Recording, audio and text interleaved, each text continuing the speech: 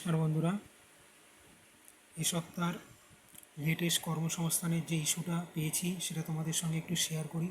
খুবই গুরুত্বপূর্ণ, কারণ কি আগের সপ্তাহে ভোটের রেজাল্ট বেরিয়েছে এবং সরকার পরিবর্তন হয়েছে এবং কতগুলো বড় সিদ্ধান্ত যেহেতু এসছে সরকারের তরফ থেকে, যেগুলো যারা চাকরি বাকরির পরীক্ষা দিচ্ছে তাদের জন্য ভীষণ ইম্পর্টেন্ট।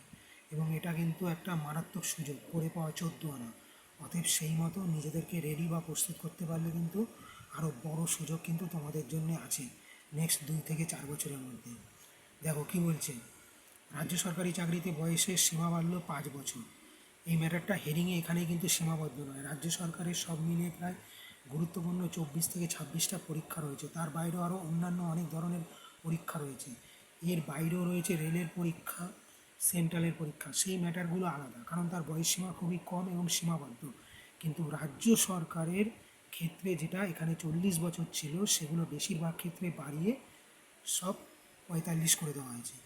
এবং 2-4টে পুলিশের সার্ভিসে যেগুলো 35 ছিল বা 30 ছিল, সেগুলো 35-36-এর মধ্যে এসছে। এবং অবশ্যই যারা কোটার ক্যান্ডিডেট, সেটা শিডিউল কাস্ট হোক, শিডিউল টাইপ হোক বা আদার্স ওবিসি হোক, তাদের ক্ষেত্রে 3 এবং 5 বছর কিন্তু অ্যাড হয়েছে।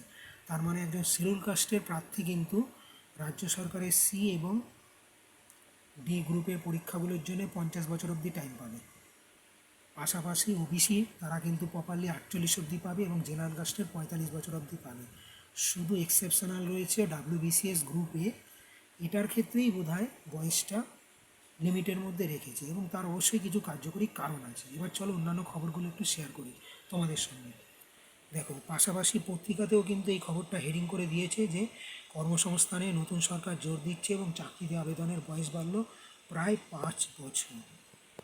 পাশাপাশি দেখো আরও কী কী বেরিয়েছে। সেনাবাহিনীতে বলছে 190 অপারেটর, কেন্দ্রীয় বিদ্যালয়ে 198 শিক্ষক, পাশাপাশি বিমান বাহিনীতে 120 ক্লার্ক। এই ধরনের একটা খবরের হেডিং করেছে। ডিটেলস দেখে নিয়ে তবে অ্যাপ্লাই করবে। 85 ডেপুটি ম্যানেজার, এই ধরনের national highways authority of India রিক্রুটমেন্টের খবর দিয়েছে। পাশাপাশি দেখো আর একটা খবর দিয়েছে, কোল ইন্ডিয়ায় 916 ম্যানেজমেন্ট ট্রেনিং, তার মধ্যে 640 জন ম্যানেজমেন্ট ট্রেনিং এবং 277 হচ্ছে ম্যানেজমেন্ট ট্রেনিং। এই ধরনের একটা রিক্রুটমেন্টের খবর। রেলে 1644 অ্যাপ্রেন্টিস, এই ধরনের একটা খবরকেও বড় করে কিন্তু কর্মসংস্থান হেডিং দিয়েছে। আশা করি তোমরা চ্যানেলটা দেখবে, লাইক করো, শেয়ার করো, সাবস্ক্রাইব করো এবং মতামত জানাও।